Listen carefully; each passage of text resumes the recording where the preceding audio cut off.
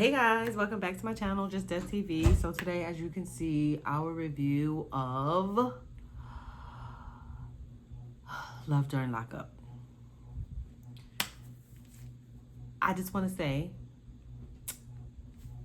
Happy Memorial Day to you guys. I know I look a mess, child. I've been lounging around doing nothing. I was up from like 2:30 this morning. So I'm a little bit out of it, but I just want to say Happy Memorial Day. I also want to say thank you guys to my new subscribers. I really appreciate you guys. I am so close and I really appreciate you guys. And I want to say welcome back for my old subscribers. Also, don't forget to like, rate, comment on this this review. And let's get into it. Love During Lockup, episode 28. Child, I know y'all been waiting for this one. So we start the episode again with our problem child, Ayonna. She's still crying in the closet, child. She's still crying in the closet. She upset because they put the smack down on her. They put the hammer down on her, and she don't know how to, she's literally trapped in a 5-year-old's body. Like, she having a tantrum this whole episode. She having tantrum this whole episode, but we're gonna get to all of that as we go along. She's still in the closet. Her homegirl Lexi comes over. She's gonna drive her to drop off the kids and then drive her to go see Jamal in her visit. Yeah, she's still more concerned about seeing him than anything else. That is her main concern. She already an hour late. Her visit was only 3 hours, supposed to be 3 hours, and she's already an hour late, and child, she having a fit. The whole car ride, dropping the kids off to her mother's house, the 2-hour drive that they had, she having a whole fit, child. Lexi says that she doesn't cope well with reality sometimes, and she knows that it's going to affect her. But she doesn't know what to do and she doesn't know what to say. But I told y'all, Lexi probably exhausted herself talking to this bozo, and now she's out of words. You know what I'm saying? So Lexi proceeds to drive her 2 hours to see this dude. And she was really quiet. She ain't say a word, but she was driving this girl around literally all day. Anyway, we'll talk more about that later. We scoot over to Candice and Andrew. So they in the car discussing her living situations for the next month. Because as y'all know, she signed up for, I think, 14 days, she said, at this facility. And then they said that she has to do a whole month. You know, her parole officer said that she had to do a whole month. And she's like, she doesn't want to be there because half the house is for like, half of the facility is for like a mentally ill people, and the other half is for parolees. She really doesn't want to be there. She wants to be in the comfort of her own place that Andrew pays for. So she finds out after she goes in to go like clock in or whatever, or I don't know what she's going to do to let them know that she's arrived. She finds out that all she has to do is register and then text the guy every day and then get her EBT card. Like, text the guy from the facility every day, get her EBT card, register, and then that is enough that she really doesn't have to stay there. She doesn't trust it, and neither do I, child. I don't trust it. I don't trust that. I don't trust it because some facilities be telling you one thing, probably because they don't have enough room or whatever the case may be is. But then when your parole officer come around, it's a whole nother ball game. And then they'll say, I don't know, I've seen situations where they say that they told you this and told you that, but then they never told you these things. So I wouldn't trust it. I would check with somebody before she get in trouble. So I would check. So they decided to head over to an apartment because the guy said she didn't have to stay. So they ended up going to the apartment. She's seeing the apartment for the first time. She loves the apartment. She loves the decorations. She loves it. She's tired. She's exhausted because they kind of like been out all morning. So she goes to take a shower and then they eat. She lets Andrew know that she's tired because they've been out and about all day. But she explains to Andrew that she's okay with them sleeping in the same bed, but she doesn't want any infection. She wants him to sleep on one side, she'll sleep on the other side, and she doesn't want them to cuddle and stuff. And the reason being is because she doesn't feel comfortable yet. And she was saying a lot of other things that we'll get to a little bit later. She says she's not ready. She doesn't feel comfortable. Andrew, he's understanding, you know, he wants the affection, he wants to cuddle with her, but he understands how she feels, where she's coming from, because I'm assuming that they've had the conversations about her past and her past relationships.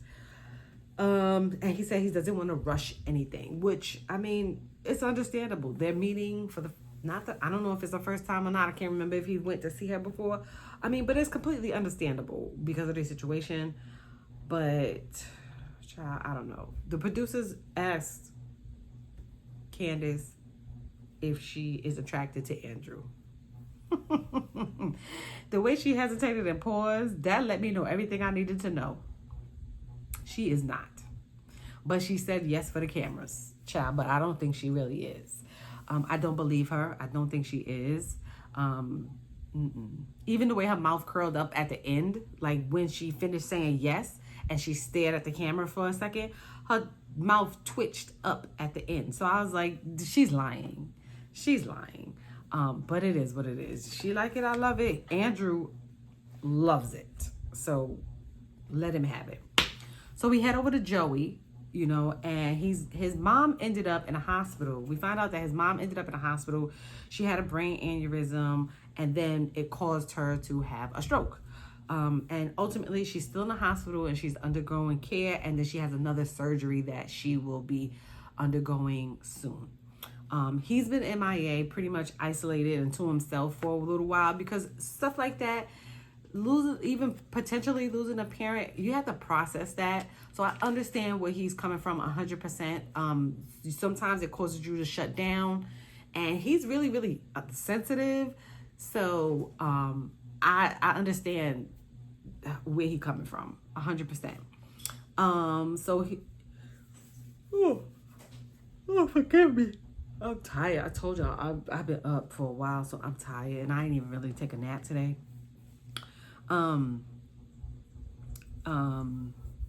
Yeah, so he didn't really speak to anybody, including Michael. And normally when he gets like this, his friends kind of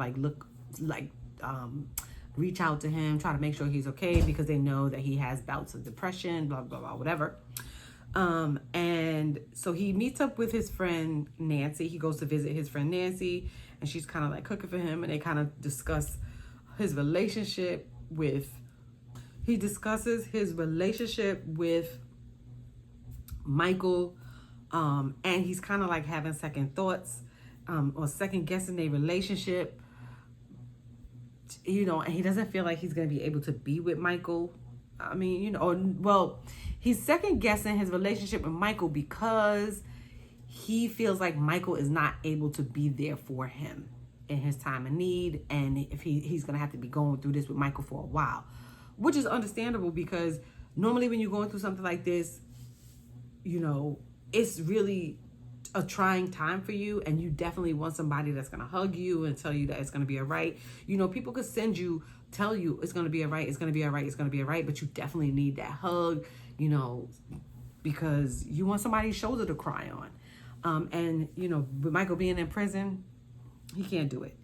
So Nancy's concerned about him relapsing, and I think everybody is concerned about Michael being a bad influence on him, because I feel like everybody knows now that he already relapsed with Michael once, and I feel like everybody is under the assumption that Michael is badly influencing him, and that when Michael gets out, Michael is going to run with the wrong crowd, which in turn is going to lead him to run with the wrong crowd, and they don't want that. You know, everybody's concerned about him, and I feel like Joey is easily dissuaded, so I feel like I get where they're coming from, because he seems like the type that'll be easily influenced.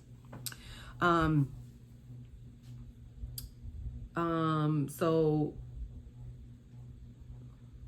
Nancy and Joey kind of discuss what Michael is, you know, like what it's going to look like when Michael gets home in the next 4 months. You know, the fact that he's going to have to be meeting his family, i.e. his mom. He's going to have to be closely monitored about his usage and stuff like that. And I get it. That's a lot to think about. But the crazy thing is, he still doesn't know that Michael is maybe potentially facing up to 6 years. He's still under the impression that Michael is coming home in the next 4 months, and Michael still hasn't said anything. We find out that Michael has an old possession charge on his books, and he's currently in jail for a new possession charge, and those charges combined together is what is gonna possibly give him up to 6 years, and he won't know that. And then Joey definitely doesn't know that. So I feel like when Joey finds out, I'm telling y'all, I told y'all last review, and I'm gonna tell y'all this review. I feel like when Joey finds out that he has to do potentially 6 years, he's gonna bail because he's already thinking about it. Yeah, Michael wants to be there for Joey, but he feels like once Joey knows that he might be facing more years, that he might not even be there for the next year, which I have that feeling, and he probably has that feeling. It's probably gonna come to fruition, child. It's probably going to come to fruition. So we shoot back to Shantae. Shantae is going to see True's mom for the first time. She said they speak on the phone, but they've never met in person. She's taking her niece with her because her children didn't want to go, which I don't understand why they drag their kids into this stuff like that, but everybody's different, so it is what it is. True is set to be released in 3 weeks, right? She doesn't want to meet his mom at his release for the first time because she said that they have like a little crazy relationship. Yeah. So they have like a crazy relationship. We're going to discuss it. And then she comes to find out the night before that the mother said the sister is coming as well. So she's going to meet both of them. And then, so Shantae, she explains that she speaks to the mom over the phone before, but she never met her in person. And the reason why she speaks to her on the phone is because anytime Shantae is slated to send him money, if the money doesn't show up or if it's late, the mother calls her to find out what happened. And I'm just like, here we go again with another one of these ain't shit mothers. Anyway, the audacity. Literally, they always gonna come with audacity. It never fails. It never fails. Instead of you worried about, okay, you gonna send it one time, she gonna send it another time, you could pick up the phone and actually call this girl and be like, what happened with the money? Okay. So we find out that during the relationship when True and Shantae first met, him and his mother was not speaking. Because apparently when he got arrested 13 years ago, the mother and the sister and other people testified against him because the mother feels like he's not going to be nothing when he comes out. Like he's not about nothing. He's not going to change. Nothing's going to be different. So why not just keep him in? So that's why he's been in for 13 years. The crazy thing is she can gather up the nerve to call this girl and ask her why she's not sending him money, and keep tabs on her, which is crazy to me. It's crazy to me how she could do that. You keeping tabs on this girl, but you just started speaking to your son 6 months ago. That's weird to me. It's giving weird to me. They like it. I love it. Like I said, these mothers, and they always gonna come with the audacity for their sons, child. They always gonna come with the audacity for the sons. True said he forgives his mother and his sister, and he's working on their relationship because he wants to prove to them that he's changed, and he wants to show them that he's changed. Okay. I don't see the change. I see a lot of misleading, but we'll get to that. So we head over to Rick, right? Rick is singing a song that he wrote to Samantha because they have date night a couple of nights, and he wants to sing her this song. He tries to call her tonight, or he was waiting for her to call. She didn't call on the time that she was supposed to call, because he wanted to discuss the marriage with her. But she, she wasn't able, and the fact that he might not be able to visit her because of the funds and stuff like that. But you know, she didn't call when she was supposed to call, but I think she called like over an hour later, and she's still mad at him. That's why she wasn't really trying to call him. She explained that she wasn't trying to call him because she's upset with him. And I'm just like, girl, I get it. They both feel like this relationship is meant to be, and I'm sitting here like, why are they even here? They are a snooze fest, and they argue over the most foolish things. But whatever. I mean, whatever. You like it, I love it. Go with it, girl. We're back to Andrew and Candice. Candice, she wants to address the fact that she doesn't want Andrew to be upset about them not getting intimate. But then she also wants to explain why, or, you know, the fact that it brings back the memories and why she doesn't want it to affect him. So they have a little conversation about it. And Andrew is seemingly understandable, but then she starts to talk about all of this stuff and start to bring in her son, and, you know, like all of literally bringing out, I don't know. I just feel like she's using her son as a tool, which she uses other things as tools to play on his emotions so that she could get her way and so that she won't be held accountable for anything. But that's just my opinion. I just feel like she uses diversion tactics to throw him off and keep him stuck in a place. Because they start crying about the fact that she doesn't have her son and she doesn't have custody of her son and all of this and all that. But okay, and then he feels like he's leaving in a couple of days, like 6 days or something like that. And he feels like he doesn't want to leave her. He wants them to tackle all of their issues together. You know, he wants to take on the burden for her and stuff like that. And I'm just like, all right, where's your cape, Superman? Where's your cape? Because literally you rolling out the red carpet for this lady and she is already showing her hand.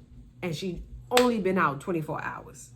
But you like it, Andrew. I love it. Remember, you are the one that said that you want to go broke. This girl is worth going broke for. You said it, not me. You said it.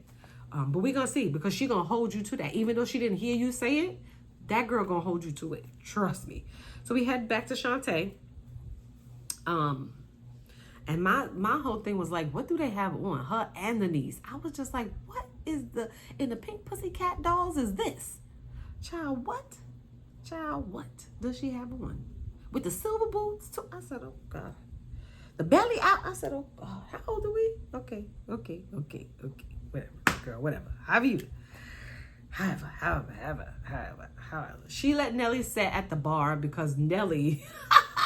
Oh, we're going to talk about that later, though. Well, Nellie, she said Nellie is a firecracker, which I could see because Nellie was clocking everything. She kept turning her head. She kept rolling her eyes. She kept her foot on the gas with her because she was like, any wrong move, that little girl, Nellie, any wrong move, that she going to be on it. You could tell because she kept staring at the, like, child, I like Nellie. I told y'all I like Nellie.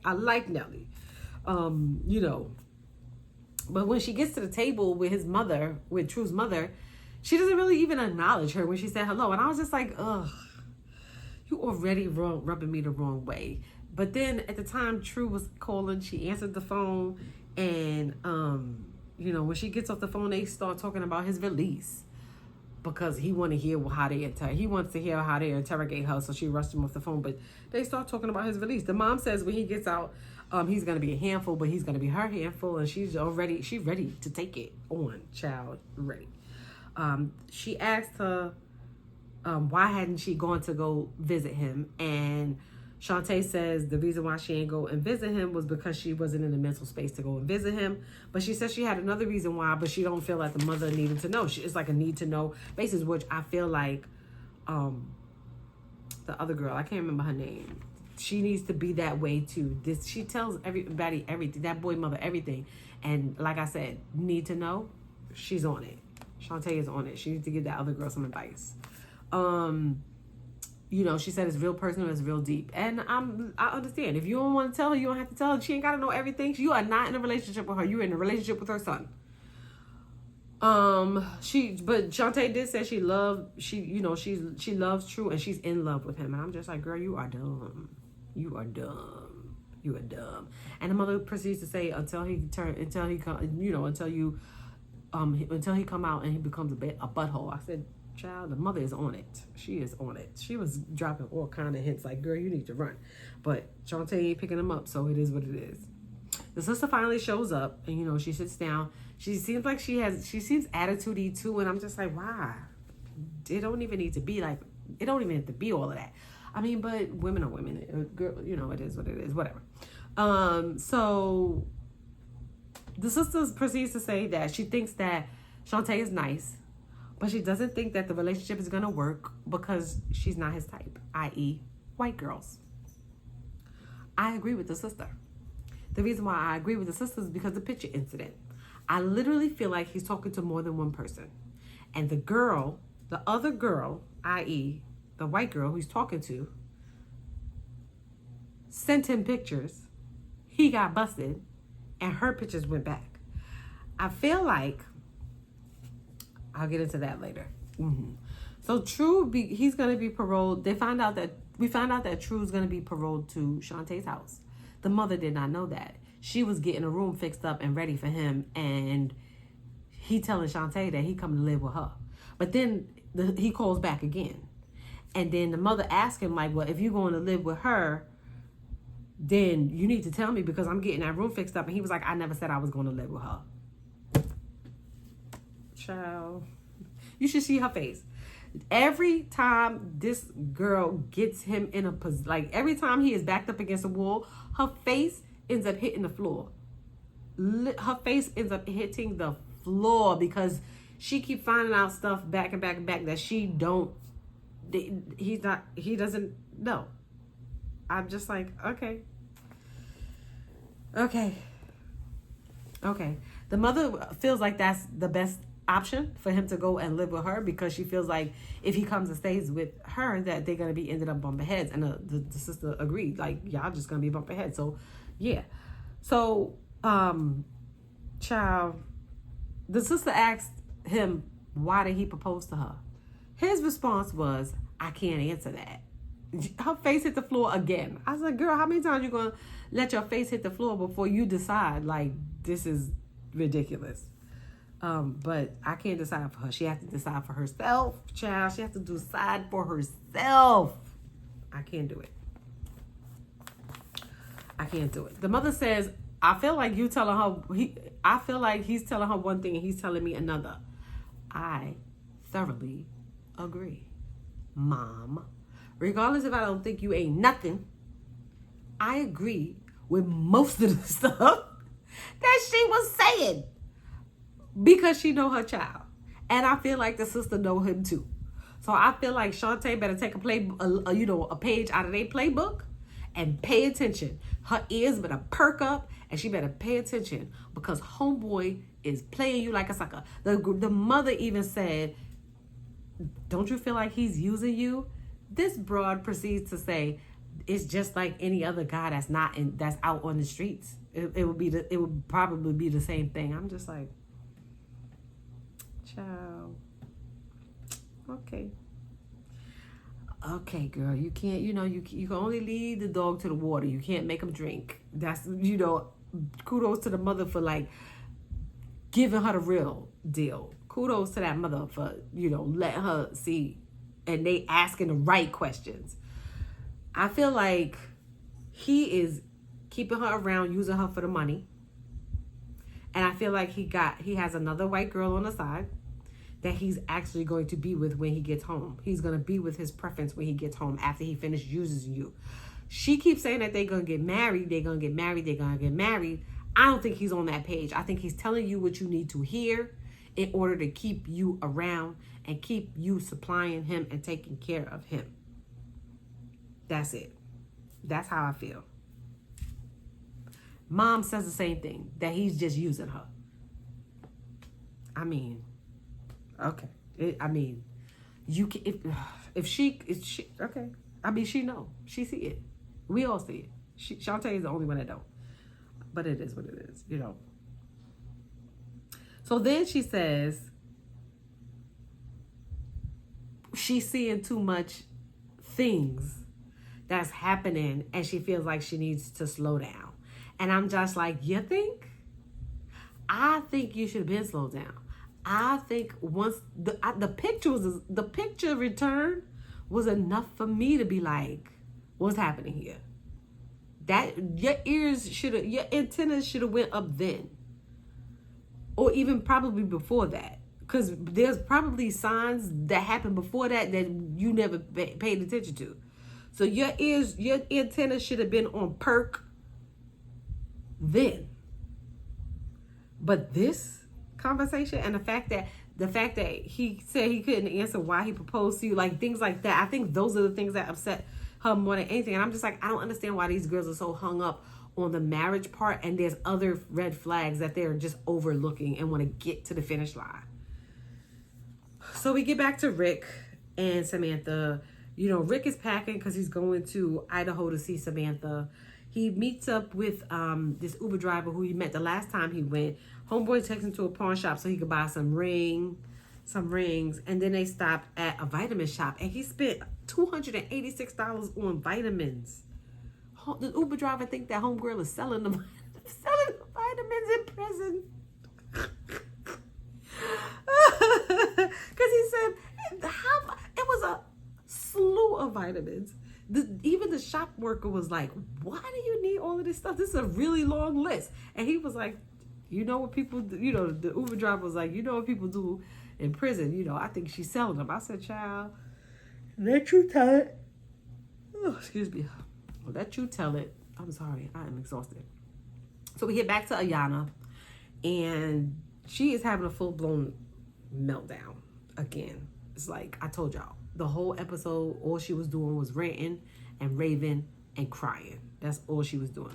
She's back in Lexi's car. She's pissed because her 3-hour, I was assuming that they didn't let her see him, but apparently they did. But her 3-hour visit ended up turning into a half an hour, so they didn't get to spend enough time with each other. So she's really upset because she's going to jail tomorrow, and this was the only time that she was able to see her soulmate. And you know, she don't know what to do. She don't know. Woe is her. Woe is her. Woe is her. Child. I really don't care. I really don't care. I really don't care. I really don't care. The person who I really care about is Lexi. Because Lexi been driving her around all day, and Lexi looks stressed the hell out. Child, she looks stressed the hell out. You see her face? Them bags under her eyes? That girl is tired. And she tired of her. You could tell. She just want to be a good friend. You know?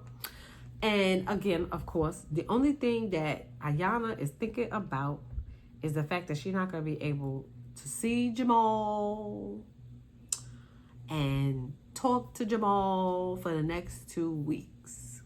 2 weeks is going to go by so fast, girl. You're going to blink and your 2 weeks is done. But you complaining, that's all she could think about. That's all she could think about. The fact that she's going to be locked up for these 2 weeks. Not even the fact that she's going to be locked up for 2 weeks. During the lockup, that she's not going to be able to see him or talk to him. Because he is her life. Not thinking about her children.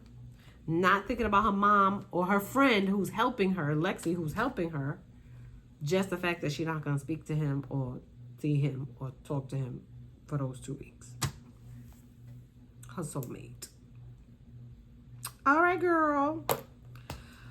She said she don't care about anything anymore. She just wants to go to jail, do her time, and get it over with, which I feel like you should have been said that. And you acting like it's the end of the world. Do the 2 weeks and get it over with, child. Get it over with. Then she talk about, oh, she just want to spend time with her kids, and then it goes off. And I'm just like, I'm over Ayonna. She is our problem child. She has to get her priorities together. I am tired of saying that. She needs to get her priorities together. That man is more important to her than anything in the world, including her kids and definitely her mother. Including her kids and definitely her mother. And I feel like she needs to get her life together. I don't know why Rick and Samantha is here, but they're here nonetheless, and we're going to talk about them. Shonta needs to dump True, release True to the streets. I don't know how many times I'm going to keep saying this. She needs to release True back to the streets so he could be with the woman of his dreams, because it's not her. Andrew and Candice. Candice is gonna milk this to the hot till she can't milk it no more. She don't want Andrew to touch her. Trust me, she don't want Andrew to touch her, and so she gonna milk it as much as she can. And Joey and Michael, I feel like Joey is gonna end up bailing on Michael, because he, in every episode, he is doubting what's happening, or what's going on, and a whole bunch of stuff. And then the moment that Michael drops that bomb on him that he might have to do up to 6 years, Joey's gonna bail. But that's just my spiel. Y'all drop that in the comments and let me know if y'all agree. And we'll talk about it on the next episode. Thank you guys for stopping by. Again, thank you to all of my new subscribers. Thank you to all of my old subscribers for sticking around and being with me. I appreciate you guys so much. And I will definitely see you guys for episode 29. Peace.